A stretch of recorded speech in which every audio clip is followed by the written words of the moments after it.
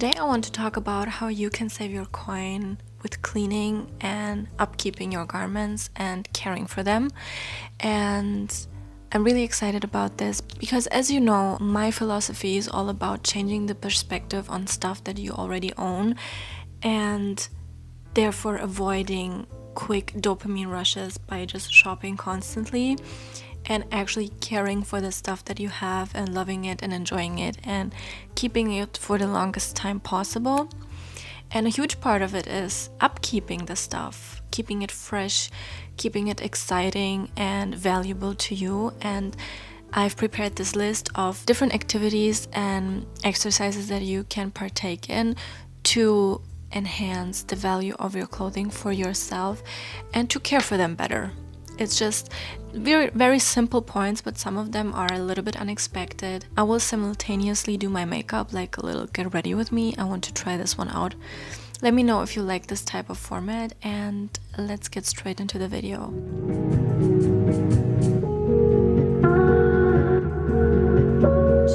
I won't talk a lot about my makeup because I just want us to talk more about the actual nuggets. If you have any questions regarding my makeup and products I'm using, just comment and I will answer them. So when it comes to closet care and saving money and consciously shopping for new fashion items and stuff in general, I feel like it's always a good thing to change your perspective. And I feel like with maintaining your clothes and cleaning and reorganizing and in general organizing your stuff, you will first get distracted from the constant need of dopamine hits by shopping, and also you will be more satisfied with what you already have. What we as humans value the most is what we invest our time and efforts in, and the same goes to our stuff and material belongings that we have. And if you take good care and pride in the care you take for your stuff, you will automatically value it much more than just using it and throwing it out and not really caring for it. Here's a list of the things I do to maintain the quality of my clothing. The very first point is ironing or steaming your clothes. Look, I'm a huge ironing girly. I just love when cotton poplin is straight and has no creases and is just like fresh out the store. This is the way I like my cotton blouses, for example, to look. Or I don't like a lot of creases in my silk blouses. If I want to own high quality garments because of their high quality fabric, for example, I want to take good care of this fabric. I want to wash it in a way that doesn't destroy the fabric and material, especially when it comes to very delicate fabrics like silk. I try to be as gentle as possible with washing them and with keeping them up, essentially. And when it comes to steaming, I never had a steamer that worked for me. If you have a steamer recommendation, please comment down below because I would love to become a steaming girly, but at the moment I'm just ironing my stuff and it works just fine. The second point, folding your stuff, putting it on a hanger and auditing your closet maybe 2 times a year. Usually I audit and reorganize my closet whenever we have a change in season and I just need to switch out some things. But with organizing, I don't only mean decluttering, even though I love to declutter, but you will come to a point when you shop consciously that you're not decluttering as much anymore. And this is also the goal. The goal is not to declutter tons of stuff every year or twice a year, because why are you buying so much stuff that you have to constantly to declutter, right? It doesn't make sense. So for me personally, I don't declutter a lot, but I reorganize. I think about the way I will pair a certain item that I didn't get to wear a lot last season or last year, and I will try to consciously make organizing decisions in my wardrobe so I can see the pieces that don't get as much love or fold them up, so whenever I open up my wardrobe I don't feel overwhelmed, I don't feel frustrated because it's a hot mess. It's organized, it's tidy, and you will be just in a much calmer and more peaceful state whenever you open up your wardrobe if it's just clean and tidy. I will promise you, getting dressed will be a much more harmonious experience if the place and atmosphere wherever you get dressed is actually calm and peaceful. Look up the Marie Kondo folding methods. They are amazing. Or hanging them up on cute hangers, which are actually very effective and efficient and not only cute and slippery, is a game changer. It's so easy, but it will change the way you get dressed for sure. The next thing is a little bit random, and I'm talking about Japanese lint rollers. You guys, these things are actually insane. I ordered one online, and they are just so big, and they get every lint and fluff and stuff off your clothes. And I really hate when I wear something black especially and it has little lints on it. I just can't. I always feel a little bit frumpy whenever this happens to me, and a lint roller in general is like such a lifesaver, but the Japanese ones are a game changer. I'm not gonna lie, they're amazing and you should definitely try them out. Another easy one, but still very effective, the boot or shoe shaper. I don't personally own one of those because I don't have a lot of shoes that are made out of very thin and soft leather. But if I had any, I would definitely invest in a shoe shaper, because you will see the shoe for what it is, and it won't look frumpy in your closet, and it will hold its shape better, and you will see it and appreciate more for what it is. It's all about keeping things visibly aesthetically pleasing to you, but also taking care of what you have. And the more time and care you invest into every single item of your closet, the less tempted you will be to buy stuff that actually doesn't belong there, or maybe is not up to par to your quality standards. The way you do your laundry and the way you wash your clothes is so important as well, because obviously we don't want to have stains on our stuff, but also it's not about the simple act of throwing it into your washing machine and washing it.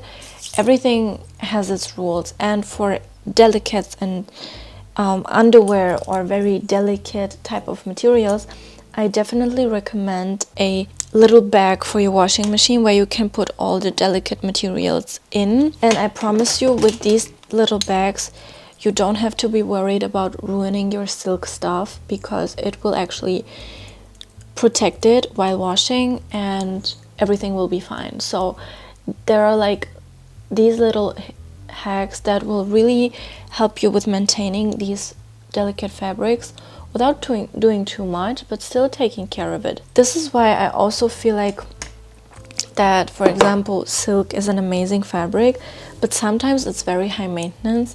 And if you're not the person that is super invested in their clothes like that and taking care of them, maybe it's also a better decision to go for other options, because you cannot really engage in buying a lot of high maintenance pieces of clothing if you don't want to maintain them, right? They will just live in your closet, they won't get the love they deserve, and in the end it's your money that has been wasted there. So always keep in mind of how much work you're actually willing to put into your stuff. And I mean, there's no shame in the game. Like, we all have lives and we don't live for our clothing.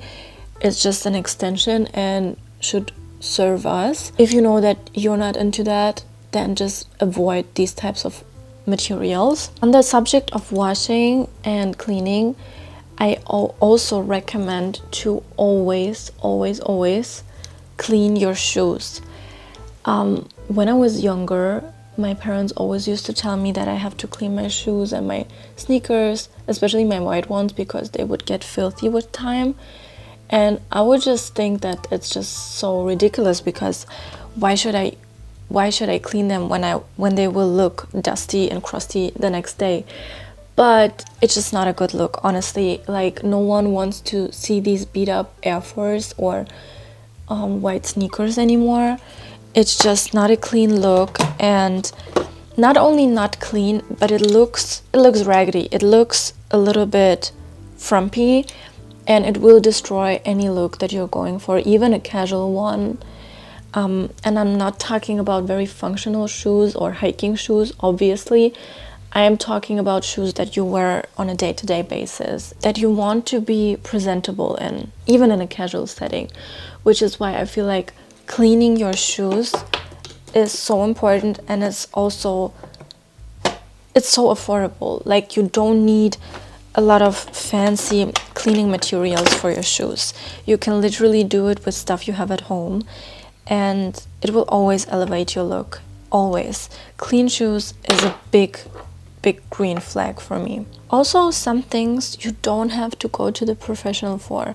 For example, if a button falls off your coat or your blouse, just try to sew it on yourself. Some skills are really helpful and will save you money, and they're not as hard as they may seem, and we can always work on developing new skills. And I feel like we don't have to be so afraid of just doing stuff on our own and trying and developing skills that will be very useful. I also feel like the space where you get dressed, you don't have to have a walk-in closet. I don't have one, but picking out the hangers again, or hanging up wall art that really inspires you, or having certain bits and pieces near your wardrobe and the place where you get dressed. So unfortunately, my camera died while I was doing my makeup, but anyway, I just wanted to sum up the gist of this video. And it seems like these are the simplest things in the world, right? But